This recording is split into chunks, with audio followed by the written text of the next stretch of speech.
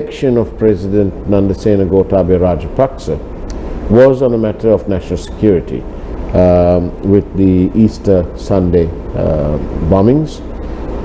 We saw the people collectively focus their frustration at the lack of national security and perhaps a fear that we would go back to the bad old days of terrorism and so on.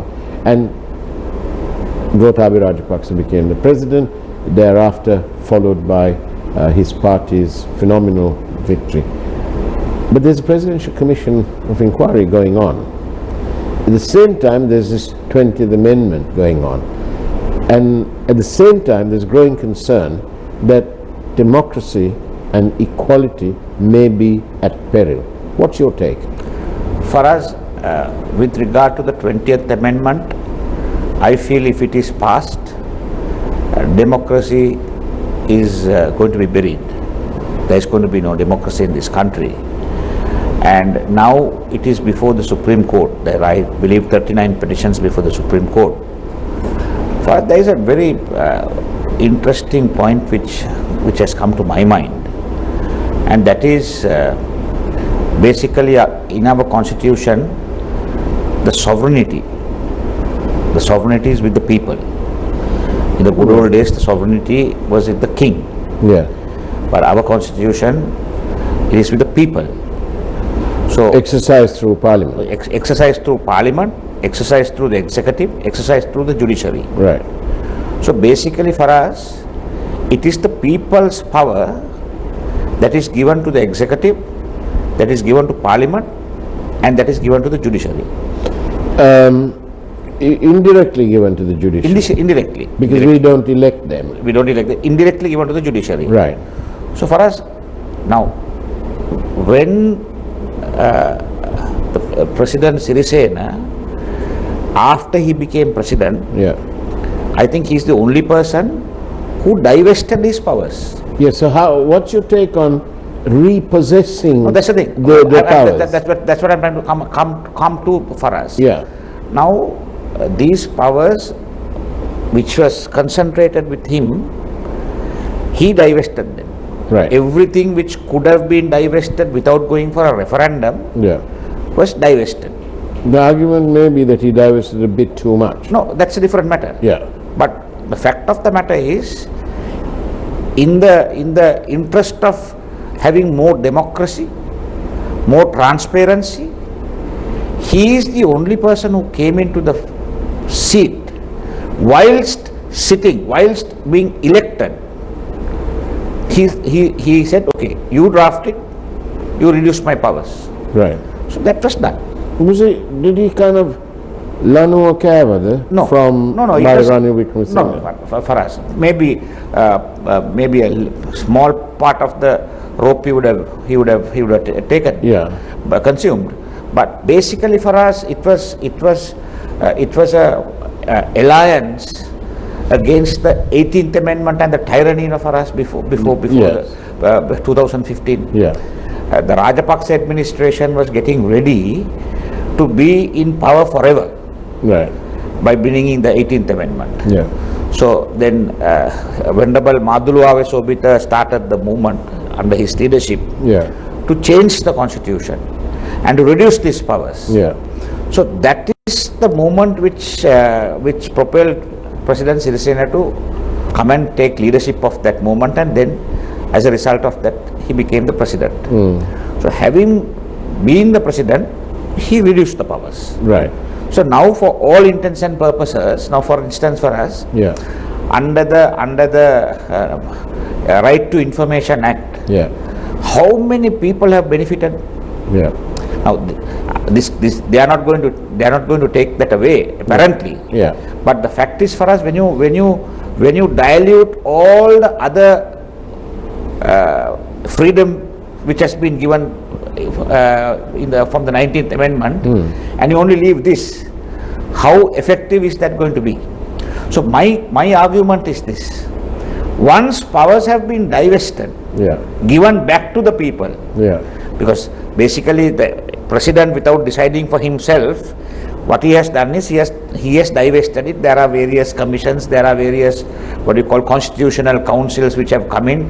There are people's representatives, there are social activists, various. So it has been given back to the people. Right. So they are the ones who are going to decide whom they are going to appoint for these key positions. So now once that has been given, the freedom has been given. Now can someone come and take it back?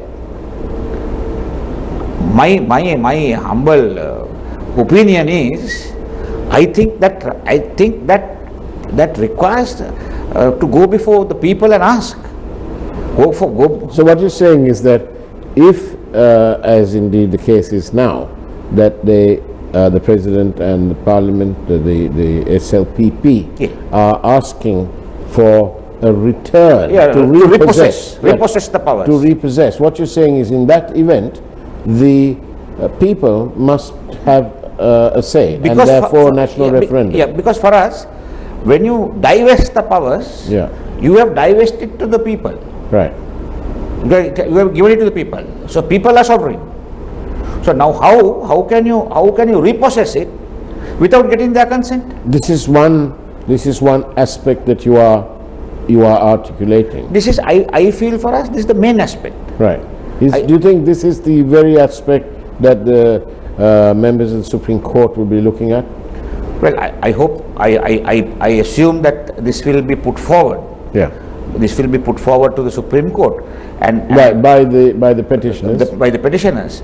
But the fact is, now once the powers have been given to the people, given back, can you take it back without going for a referendum, without the people speaking? But the people have given a mandate, the 2/3 mandate in Parliament. Yeah. But that is correct for us. But now we'll and say, that is the people's voice. No, that is the people's voice. But for instance, we'll say, if the president wants to further reduce his powers as the executive president or as the president of this country, well then there is no problem. The 2/3 majority can come in and you reduce the powers. But without the referendum, you don't need to. If you there are entrenched clauses which you need to go for a referendum. Right. That is, if you are going to change it. Yeah. If you are going to change the entrenched clauses, you giving need to it up is also a change. The sum of the clauses, you don't need to go for a referendum. Okay. You need to get a 2/3 only in Parliament. So what I'm saying is, now what we have divested, if you are going to repossess it, I feel it is only fair to let the people have a say. The people have a say. And what about the cost of doing that? For us, democracy is a costly exercise, maintaining a democracy. President Kennedy said democracy is not easy. And it is not cheap. Maithri Gunaratne is saying that it's not cheap. It's not cheap. It is an expensive exercise. Right. It is a very expensive, to maintain a democracy is a very expensive exercise. So the people will have to, I mean, we as taxpayers will have to pay for it. Yeah. Because for us the point is this: now once these powers are taken back, and if the trend is that way, and they having this 2/3 majority, they bring in some more amendments later on, the 21st Amendment, the 22nd Amendment. Then where isn't that why they're suggesting that let's restart with a brand new constitution? No, that will take another month of Sundays for it to come. Yeah. First, you need to find the father and mother of the amendments. The amendments. Yeah. No, but what I'm talking about is, for us now the 20th Amendment, they have brought it to Parliament. Yeah. And what they are saying is, now there is another thing. It's a very, very cleverly thought about situation. Yes, where the committee stage. That's right. Yeah. Right. So then, why do go to the Supreme Court now? Yeah. Because if you don't know what the bill per se is there any point going to the Supreme Court? Obviously, some people think there is. That's why 39 people have gone. No, they have gone to the Supreme Court because of the time period. Right. I think it's a 2-week time period. Right. So otherwise you're out. You're time barred. Right. So But what's the point? No, correct. That's why I'm saying. So therefore, I don't know. I mean, these are things which the counsel appearing in these cases will have to inform the court, the Chief Justice, Honorable Chief Justice, and say, okay, now if they are going to change it at bill stage, let us wait till that, lay by all these cases. Yeah. Let them do the changes in Parliament at bill stage. We'll challenge that. But that what you're proposing, that system is not available within this system. No, so that's what I'm saying. It has been cleverly done. Now, apparently the AG has said, no, we don't need to do anything because in Parliament at bill stage you can change But this. didn't the last government also do the same when No. it came to the provincial councils bill? Do you remember they only had a small 6-page document, a small thing, and then when it went to committee stage, they had so many different things going on. No, for us, what happened was there, the provincial council, they bought in amendments. Yeah. They bought in amendment, but it was nothing like this. Because here, now, the provincial council bill for us, when they bought it in, they bought amendments to make the process smoother. Yeah. But here it is nothing like that. Here there is going to be no smooth process here. Here it is a case of grabbing all the powers back. So then at committee stage, if it's going to be changed, what is the change? Where does this change stop? So isn't that a matter which the Supreme Court has to go into? Otherwise what will happen is they will go into something now, at the committee stage it will be something different, and these are not going to look So isn't that cheating? It's cheating. It's cheating. That's what I said. It has been cleverly thought and it has been bought in this way to deceive and to hoodwink the people. That's manipulative. Very manipulative, and ultimately And you are left high and dry. it is left to hoodwink the public. Definitely. And is that why they're saying, look, any changes will be done at the committee stage?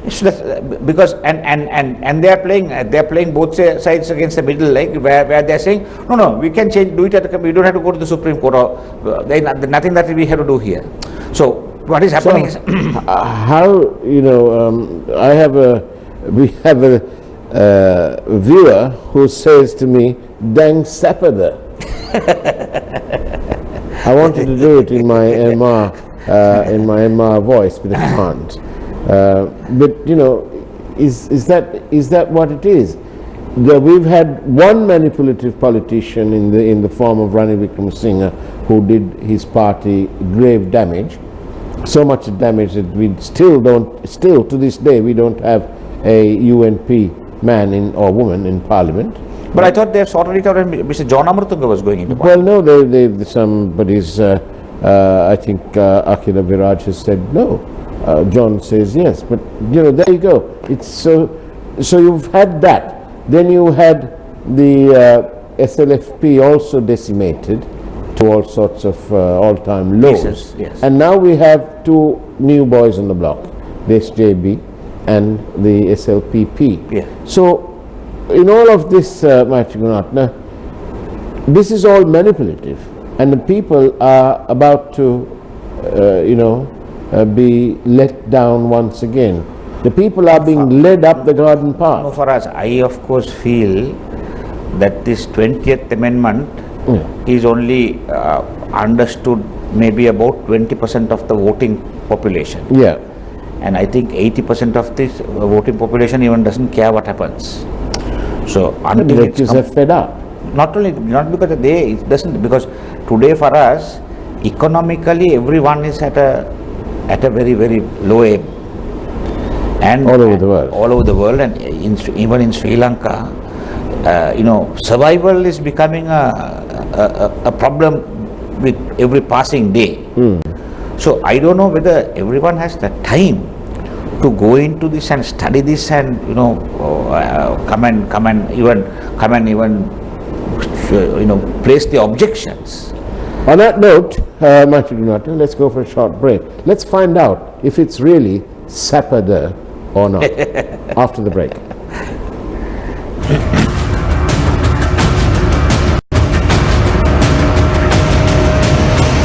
Newsfirst, Newsline with Faraz. Newsfirst, Newsline with Faraz Shaukatali. And welcome back to Newsline Live. We promised to find out whether it's a case of dang sappada, and Maithri Gunaratne is right here. But actually, Mr. Gunaratne, I was going to ask you, the latest events just this late this evening was the notice that further powers are now being listed under the president. And I was wondering if you can tell me what your thoughts are. And that is this.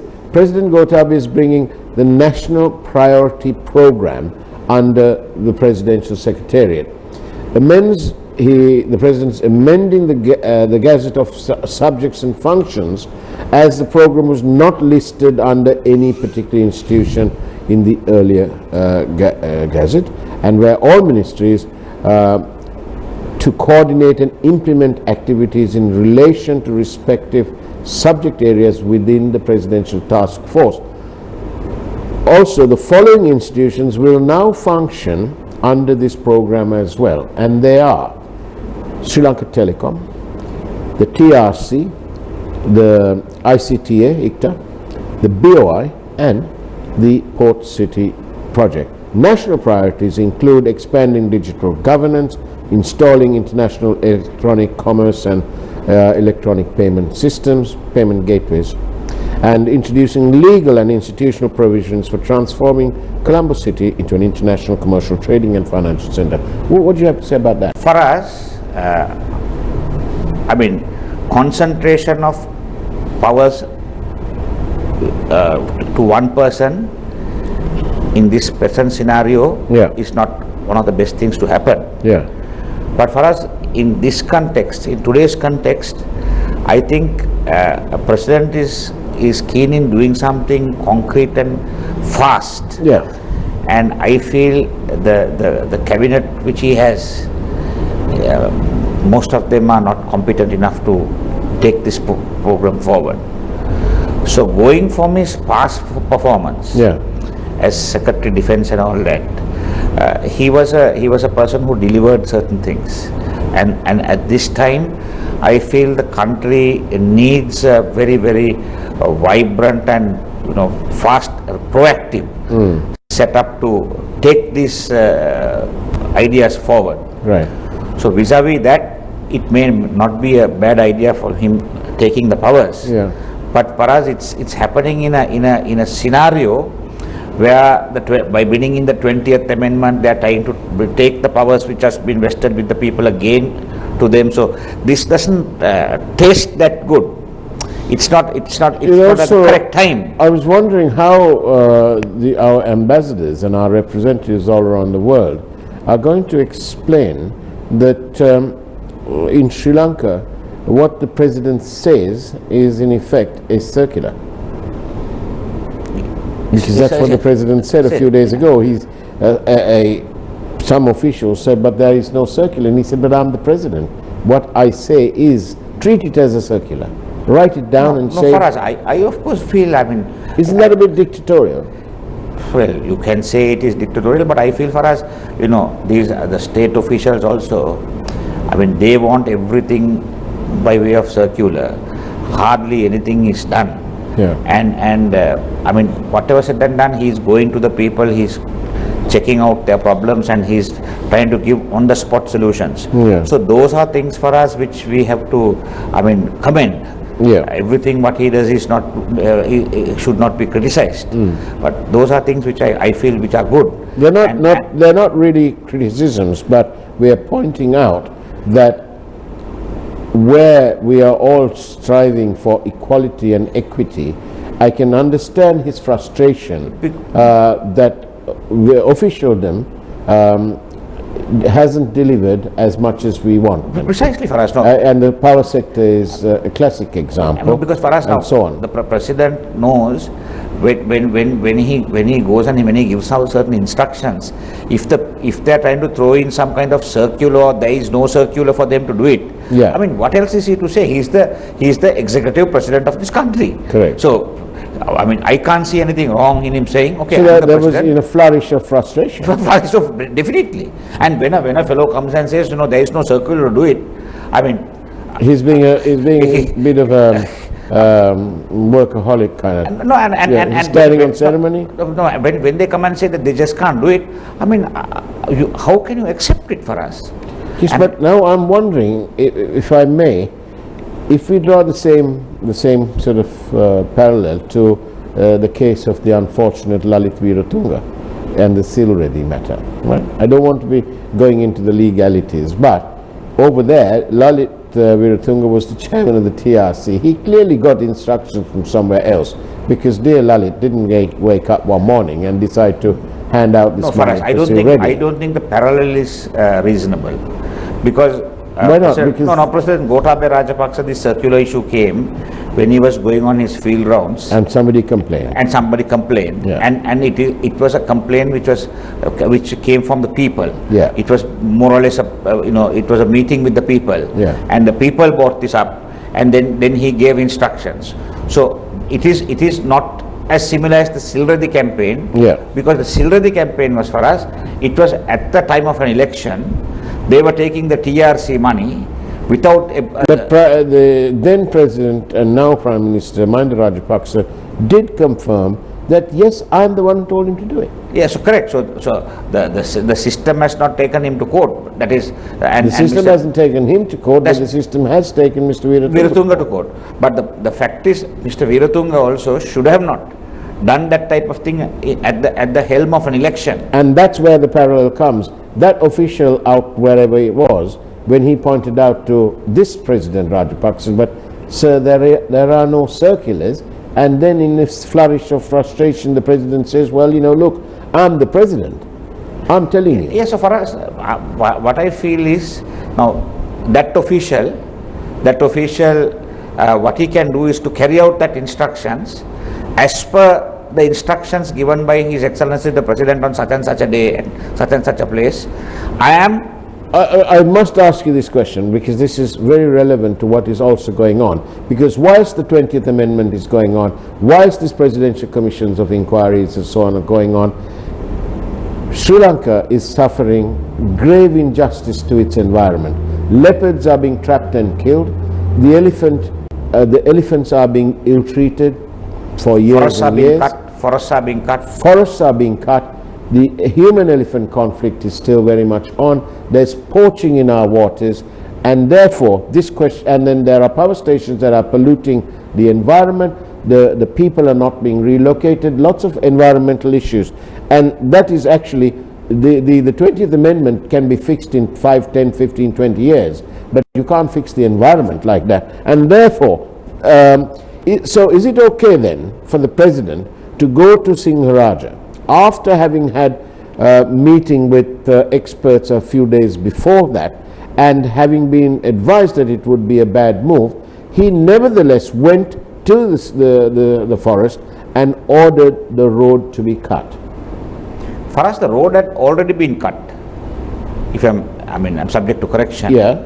And I don't think there was nothing that there was nothing left for them to cut. Right. So it has been already cut, and then thereafter, I think they said, okay, it has been cut, so therefore there is nothing that we can do. We will have to go. Not that they can plant the trees back to for us after the damage has been done. So it's an acceptance of the. They accepted it, and they went. Not that I condone with it.